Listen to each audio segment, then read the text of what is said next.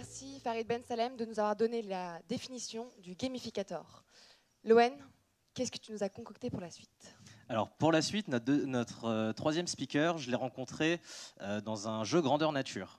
C'était un univers de KPDP un peu à la D'Artagnan. Et pardon, j'ai pas tout compris, il vous expliquera beaucoup mieux que moi. En ce moment, il est en train de créer sa start-up. En fait, il conçoit des attractions immersives et ludiques.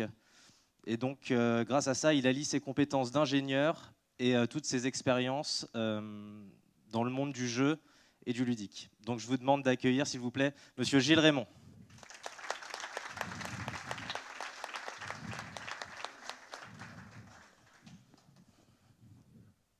Bonjour. Il y a quelque temps, j'étais invité par la duchesse de Chevreuse à participer à un petit séjour dans son domaine de Sologne. C'était pour moi, simple chevalier, l'occasion inespérée de faire des relations et de rentrer dans le beau monde. À peine arrivé sur place, je reçois une missive d'un certain Frassac, l'âme damnée du cardinal de Richelieu. En substance, le courrier m'invitait à enquêter sur les agissements du baron de Valois. Le baron de Valois, l'un des ennemis du cardinal de Richelieu au Conseil du roi, et laissait entendre que l'homme pourrait avoir des liens avec l'étranger et agir contre les intérêts du royaume. La lettre se terminait par une allusion rapide à un duel auquel j'avais participé et au cours duquel je n'avais peut-être pas respecté l'intégralité des règles de l'honneur. Bref, fermement décidé à servir mon pays, et accessoirement à éviter que cette regrettable histoire ne ressurgisse, je décidai d'aller visiter les appartements du baron de Valois, qui se trouvait logé dans le même pavillon de chasse que moi-même. Me faisant accompagner par mon valet, Ernest, ainsi qu'un spadassin italien du nom de Vizzini, je profitais que le baron était en train de faire une partie de croquet dans le parc pour monter dans les étages. Le garde des lieux, rapidement expédié par Vizzini, nous pénétrâmes dans la chambre du baron de Valois et, après une fouille de quelques minutes, nous découvrîmes un petit coffret, soigneusement dissimulé, fermé à clé. Les doigts agiles de mon fidèle Ernest, venant à bout rapidement de ce coffre et de cette serrure, nous mîmes la main sur une petite liasse de courrier. L'expéditeur était anglais, et le courrier prouvait sans nul doute possible que le baron avait fait collusion avec l'étranger pour soutenir les protestants qui s'étaient rebellés contre notre bon roi. J'en étais en train de comprendre la gravité des faits, quand soudain, le baron, ainsi que plusieurs hommes à sa solde, surgit sur le palier. N'écoutant que mon courage, j'empochai les lettres, passai par la fenêtre et sautai dans le jardin, laissant l'honneur à Ernest et à l'Italien de couvrir ma glorieuse retraite. Bien.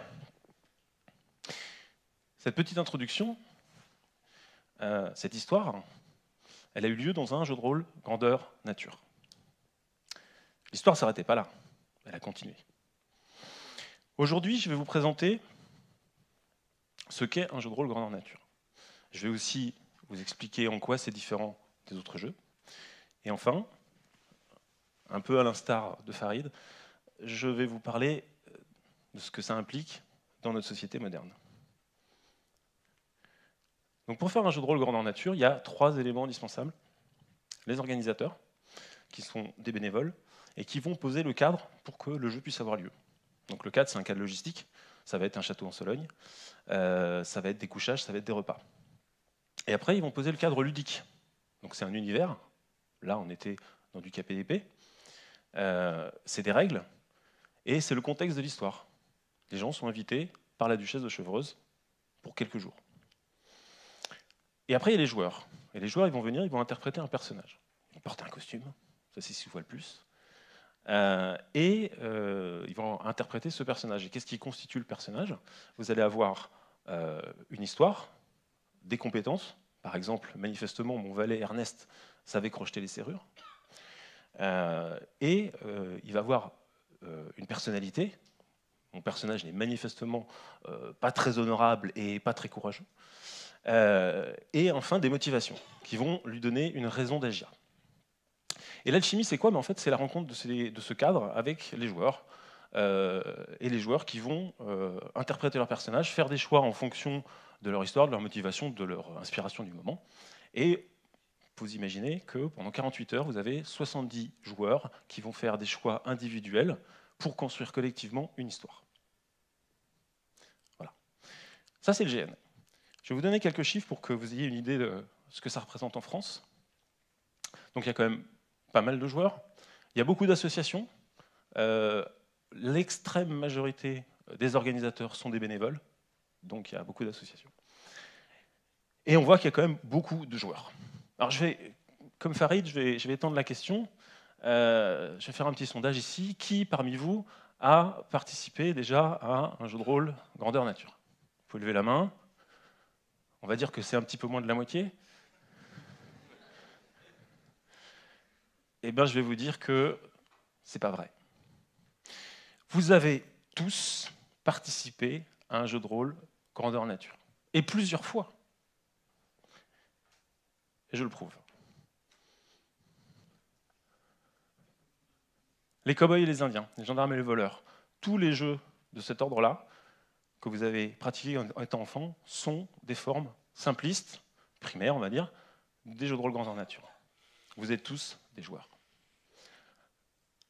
Moi, j'ai commencé le jeu de rôle à l'âge de 14 ans. Depuis 20 ans, je participe en tant que joueur à des jeux de rôle grandeur nature. Depuis 15 ans, j'en organise. Et dans quelques mois, je vais démarrer ma société qui produit du loisir, qui s'inspire, qui dérive du jeu de rôle grandeur nature. Quand on a ce passé-là, quand on a ce passif-là, à un moment donné, on se retourne un petit peu sur ce qu'on fait et on se pose des questions. Et la première question qu'on se pose, c'est qu'est-ce que c'est que jouer? Qu'est-ce que c'est que jouer? Alors, il y a des définitions, vous pouvez regarder sur Internet et vous verrez que les définitions sont très variables. Pour quelque chose d'aussi trivial que jouer, c'est assez compliqué à définir. Donc moi, je vais vous proposer ma définition.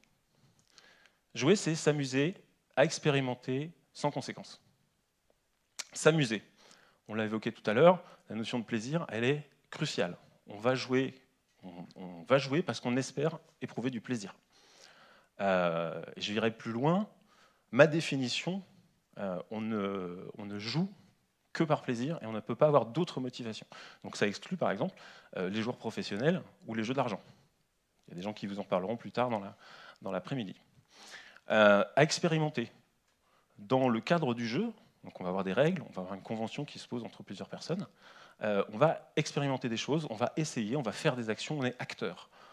Et donc on va expérimenter. Et le troisième point sans conséquence, qui est aussi un point important, c'est que gagner ou perdre dans un jeu n'a pas de conséquences hors du jeu. Quoi qu'il se passe dans le jeu, on n'en ressort pas blessé, on n'en ressort pas en ayant perdu quelque chose. L'exemple type, c'est nos deux enfants qui jouent. Si à un moment donné, il y en a un qui se fait mal, le jeu va s'arrêter immédiatement, sans qu'on ait besoin de l'expliquer. Et c'est naturel, c'est une convention. Dernière chose, pour compléter ça, je vais vous parler du fait que le jeu, en fait, c'est pas le propre de l'homme. Le rire, peut-être, c'est le propre de l'homme. Le jeu, non. Les animaux jouent. Tous les animaux jouent. Les animaux jeunes, en tout cas, jouent. Donc cette notion de jeu, elle est importante et elle est assez universelle. Je vais essayer maintenant de caractériser le jeu de rôle grandeur nature. Et pour ça, je vais utiliser un modèle qui est une des théories du game design, qui s'appelle le modèle LNS. Je vais vous expliquer, ne vous inquiétez pas. Il y a 3 dimensions dans ce modèle. La première, c'est le ludisme. Alors, le ludisme, c'est le plus facile.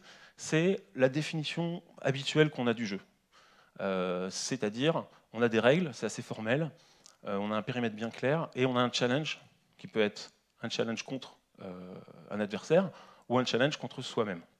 Donc là, les échecs sont un très bon exemple, mais aussi le puissance 4, tous les jeux de cartes et la plupart des jeux qu'on dirait classiques. La deuxième dimension de ce modèle, c'est la simulation. La simulation, c'est la distance qui existe entre votre jeu et la réalité. Donc, je vous ai donné l'exemple d'un simulateur de vol. Un simulateur de vol, c'est un jeu, ça peut être un jeu, mais surtout, c'est quelque chose qui doit s'approcher au maximum de la réalité. C'est la raison d'être du simulateur. Le paintball, par exemple, c'est aussi un jeu qui est très dans la simulation. L'expérience de jouer au paintball est quand même quelque chose de très concret et de très réel. La troisième dimension, c'est la narration. La narration, c'est quelle histoire me raconte mon jeu. Donc l'exemple type, c'est le livre dont vous êtes le héros. C'est vraiment l'archétype. Vous avez une histoire, vous faites des choix, et l'histoire avance. Tout le cœur de l'intérêt d'un livre dont vous êtes le héros, c'est l'histoire que vous arrivez à construire par vos choix. Il y a d'autres exemples. Il y a des jeux vidéo qui sont très axés sur la narration. Il y a d'autres choses comme ça. Ces trois dimensions, on peut les représenter dans un triangle qui vont nous permettre en fait, de faire une carte un petit peu des jeux. Donc si on reprend nos exemples, les échecs, on a dit c'est du ludisme. Mais ce qui est intéressant, c'est de voir qu'en fait c'est aussi de la simulation et aussi de la narration. Alors à petit niveau. Pourquoi c'est de la simulation les échecs? Parce que quand vous faites une partie d'échecs, en fait, vous gérez une armée. C'est la bataille de deux armées. Et dans votre armée, vous avez de la troupe de base, vous avez des pièces plus fortes, des pièces moins fortes. Et tout ça, ça constitue votre armée. Vous allez devoir gérer les forces et les faiblesses de votre armée pour écraser l'armée adverse. Alors, on est très loin de la simulation, mais vous voyez qu'il y a des notions. Sur l'aspect narration, on peut se dire, quelle histoire me raconte une partie d'échecs? Je serais d'accord avec vous. Sauf que vous avez deux pièces qui s'appellent le roi et la reine. Pourquoi le roi et la reine? Parce qu'on est bien en train de dire que c'est une bataille entre deux royaumes. Alors, la narration ne va pas beaucoup plus loin. On ne connaît pas le nom du roi et de la reine, on ne sait pas de quel pays on parle, on ne sait pas pourquoi ils se battent. Mais il y a quand même le prémisse d'une narration. Après, on voit ce que ça donne pour le simulateur de vol. Et pour le livre de le héros, c'est un peu la même chose. C'est des jeux qui ont été choisis parce qu'ils sont justement très spécialisés. Alors pourquoi je vous ai parlé de ce modèle-là et pourquoi je parle de ce modèle-là dans le cadre du jeu de rôle grandeur nature? Parce que ce modèle permet d'exprimer la particularité du jeu de rôle grandeur nature, à savoir qu'il est très fort sur ces trois aspects. Le ludisme est très présent. Vous avez des défis, vous avez des oppositions, vous avez des règles. La simulation est évidemment très présente. Vous êtes physiquement en train d'agir comme votre personnage. Et la narration, comme on l'a vu, c'est le but même d'un GN, c'est de construire collectivement une histoire. Donc sur ces trois aspects, on voit que le jeu est beaucoup plus large sur cette map. Alors ça ne veut pas dire que le jeu est meilleur qu'un autre jeu. Ça veut juste dire que ça nous permet de mettre en avant qu'est-ce qui fait la différence.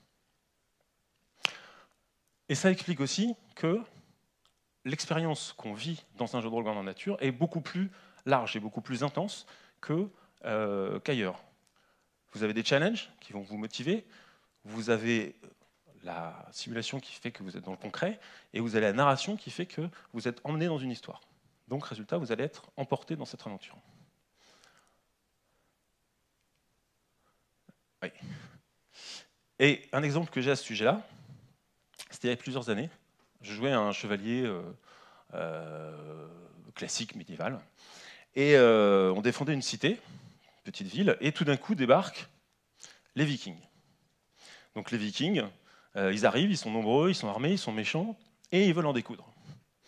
Donc nous, on s'organise, on se met en défense, et sous la grande porte de la ville, il y a un front qui se constitue, les gens avec les boucliers sont devant, moi je suis en deuxième ligne, mais la situation est bloquée parce que les forces sont à peu près équivalentes, il y a les boucliers, on ne peut pas contourner puisqu'on est dans la porte, donc la situation se bloque comme ça.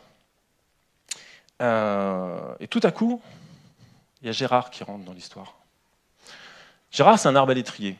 Gérard, il a faim, il a froid, il est fatigué, et tout ça, ça le stresse. Résultat, il ne se contrôle pas, il tire un carreau.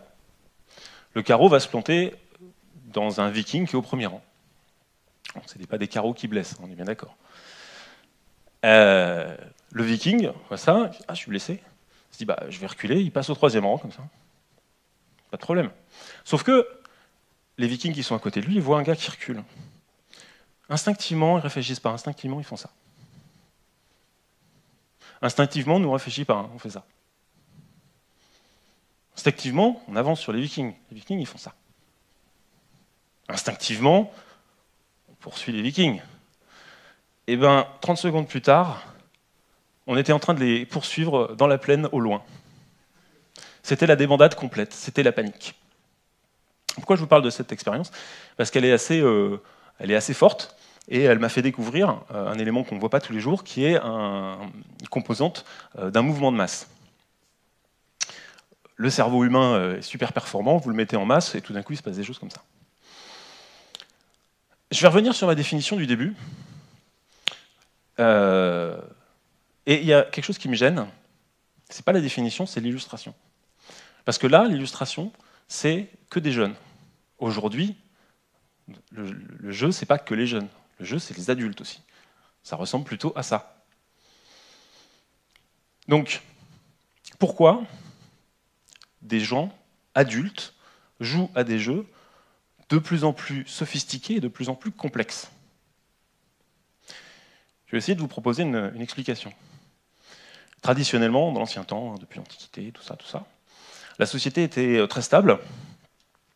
On avait un métier pour la vie et on l'apprenait en étant apprenti, justement, c'est-à-dire on apprenait en faisant.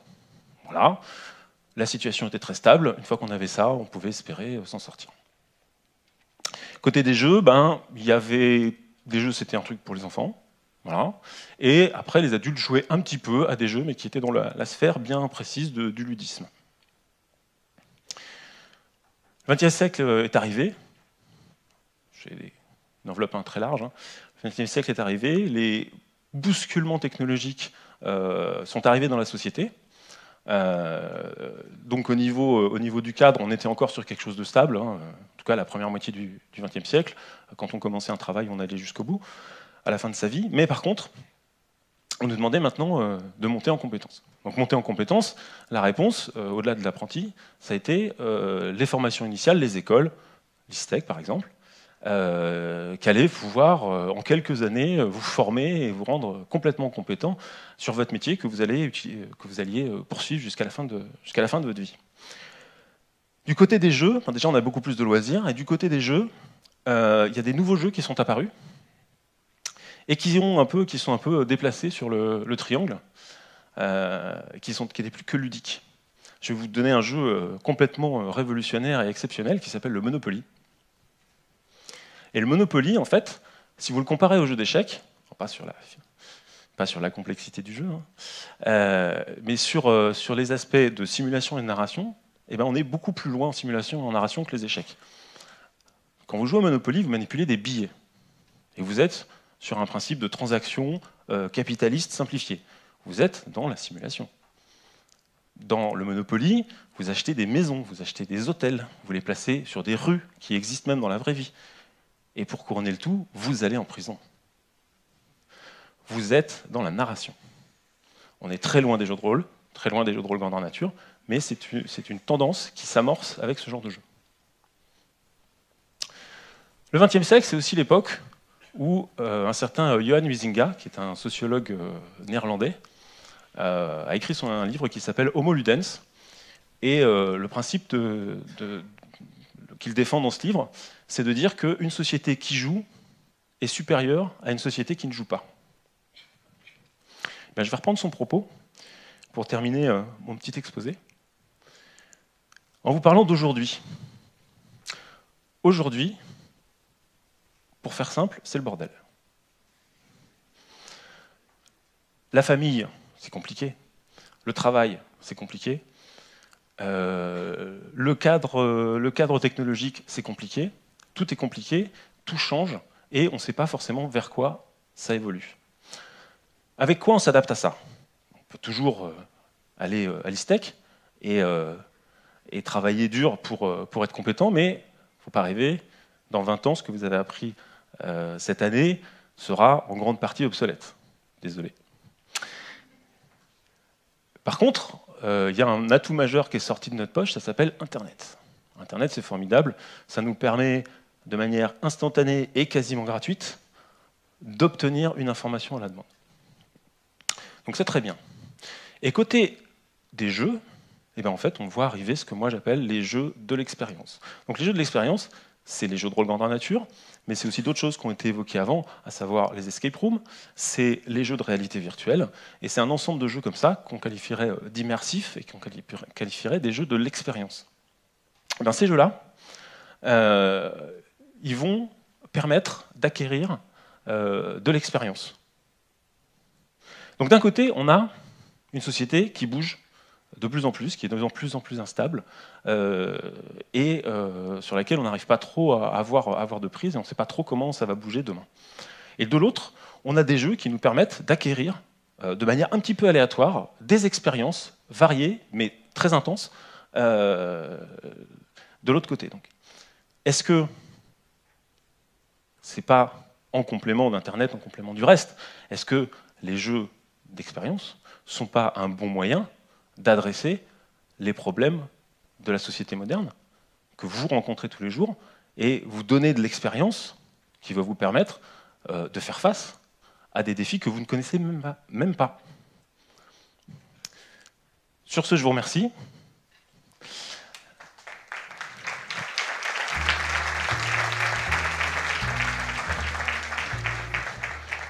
Je vais vous laisser parce que je dois retrouver la baronne de Valois qui, me dit-on, est plutôt désoccupée depuis que son mari a eu des problèmes avec la justice.